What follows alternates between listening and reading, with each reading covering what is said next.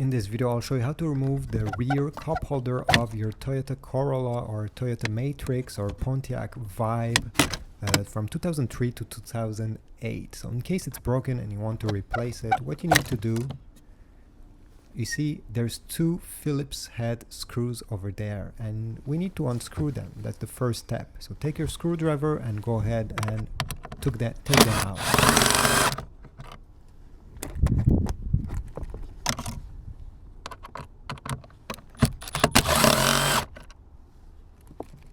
Then once you took them out, you won't be able to simply remove the cup holder like this. This is what I thought at first, but no, you'll need a flathead screwdriver or a tool like this one. This is a trim removal tool, that's how they call it.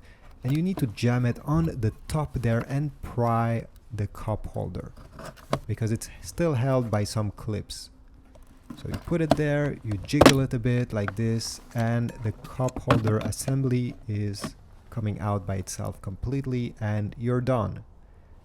Now if you want to put it back, a new one that you got probably on eBay or somewhere like that, you just have to jam it back there, push it, it will clip back in place, and you put your screws there and you're good to go.